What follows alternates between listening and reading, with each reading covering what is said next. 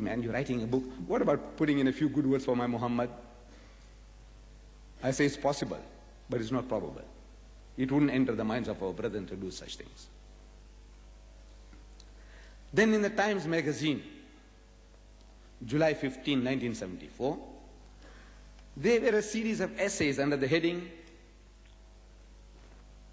"Who were history's great leaders?" Who were history's great leaders? The first one was about the most influential men in history. Now the question is the great leaders in history. So different people were questioned: religious men, mathematicians, psychologists, military men. Who do you think was the greatest leader of all time? You. Who do you think was the greatest leader of all times? And each according to his knowledge and experience, like that Portuguese gentleman I referred to you, they gave the heroes. Some said Mahatma Gandhi, some said Confucius, some said Hitler. Not good or bad. We're not talking about good or bad. But from the point of view of leadership, the guy was great. 90 million Germans at his bidding, death or destiny, and he led them to destruction. 90 million, they marched into Russia. When they marched into Russia, they destroyed 20 million Russians, 2,000 kilometers non-stop. Look, as a leader, the guy was great. Good or bad, we're not talking about that. Leadership. Some say Mussolini, from the point of view of leadership, the guy was great. Each giving his hero according to his experience and background, his knowledge. Among these contributors, there is one James Gavin. He is described as a United States Lieutenant General retired. He says, he's an American. In that article, he says, among leaders who made the greatest impact through the ages, I would consider, number one, guess who? Muhammad sallallahu alaihi wasallam. Number one, Muhammad. And as a Christian, he says, number two, Jesus Christ. Do you blame him? But I said, account for that. Why should he put our Nabi Kareem sallallahu alaihi wasallam number one and his own God and Savior number two? Which Arab bribed him? I don't know. Then there is another contributor to those articles by the name of Jules Masserman. He is described as a United States psychoanalyst. And you know the psychoanalyst, the job is to analyze the minds of men. And when they find a genius, they're looking for lunacy in the man. Because we are told that the difference between a genius and a lunatic is a very thin veil dividing the two. You know, just a little over, you are a lunatic, and a little this side, you are a genius. So in every genius, they look for lunacy. That is the job of the psychiatrist, psychoanalyst. And he is a professor of the Chicago University, professor of psychology. He says that before you confer greatness upon any leader or would-be leader, we must first find out what we are looking for in the man.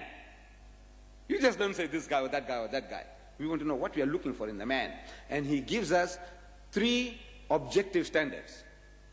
Number one, he says that that person, whoever he is, number one, he must provide for the welfare of the led. He is interested in your welfare, not in milking cows for himself, like Reverend Jim Jones.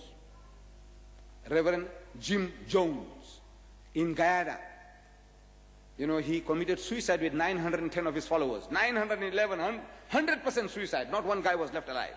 He made them to commit suicide because he was doing things wrong and he was being discovered. So he wanted to get rid of all evidence against him. And what better way than mass suicide? They call it the suicide cult. 100%. They wipe themselves out. But in the meantime, it was discovered that this man, Reverend Jim Jones, had salted away in the banks of the world $15 million in his own account. So his followers were his milking cows. He was using them, and he was now being found out, discovered. So no, this leader, whoever he is, number one, he must provide for the welfare of the led. He is interested in your welfare. Number two, he must provide a social organization in which people feel relatively secure. Like our community. When you visit one another, you know, when you visit a Muslim brother, He invites you, if he's eating, so come on, sit down to eat. If nothing, he said, right, look, have some Coke, have a cup of tea, have some bhajiyas, have some samosas, have some kusistas. Look, innocent enjoyment.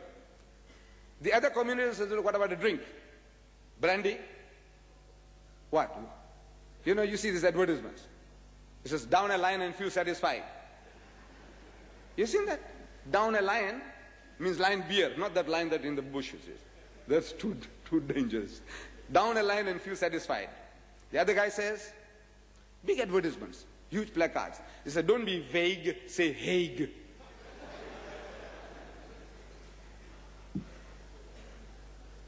And you know, the French, they beat the lot. The Frenchmen. There was a huge hoarding advert in Durban, 30 feet by 10 feet. And there were only 3 words. Only 3 words on that advert. And what an impact those 3 words had. You know what it was? They had the lips of a woman, well lipsticked, with a gleaming teeth, and with one grape, you only see the grape in the 2 fingers, and she's just about putting the grape in her mouth. That's all. But you don't see her hands, nothing. You only see the lips, beautiful lipstick lips, and the grape, and the gleaming teeth. And it's written, France, wine country. That's all. In other words, if you're a connoisseur, if you have that aptitude for that sort of stuff, when you go to France, what will you think of? Drink, drink, drink. Only 3 words. France, wine country. Says no. This person, you see, this Islam that made it so that we have innocent enjoyments. You don't want to go and dance with your brother's wife? Or somebody, you want to take her to the dance? You want to do this? You want to drink? What for? No. We have innocent enjoyments. It provides a society in which people feel relatively secure. Number 3, and that person must provide for unity of belief. What are our little differences? We have our arguments and our debates on the size of the beard. So, mashallah, you got a nice beard, but why don't you make it standard size, my brother? This brother here is so old. I said, look, man, when are you going to start keeping one? And so on and so on. He says, this moustache of yours, you were not supposed to shave. You were supposed to clip it. Do you know that? So we enjoy these luxuries. These are luxuries which we enjoy. We have our debates and our arguments, but as a people as a whole, 1,000 million, we are agreed on Ashhadu an la ilaha illallah wa Ashhadu anna Muhammad Rasulullah. That we testify that there is but one Allah and Muhammad is his messenger, the last and final messenger of God. On that, the whole Muslim world, alhamdulillah, we are agreed, whether Sunni or Shia. We are agreed. There is but one Allah and Muhammad is his messenger and is the last and final messenger of God. Unity of belief. With these 3 standards, he searches history. And he analyzes Louis Pasteur, the guy who discovered the microbe. Salk, he analyzes Salk, who discovered the anti-TB vaccine. And he analyzes Mahatma Gandhi and Confucius and Moses and Jesus. And he comes to the conclusion that the greatest leader of all time was who? Muhammad sallallahu alaihi wasallam. This Jew, a paid servant of the American government, he said the greatest leader of all time was Muhammad sallallahu alaihi wasallam. And to a lesser degree, whatever Muhammad did, he said Moses did the same. His hero comes number 2. We take off our hat to the man, shouldn't we? Look, what made him to say that, unless it must be so? Oh, tell me some Arab bribed him as well. Possible, but not probable.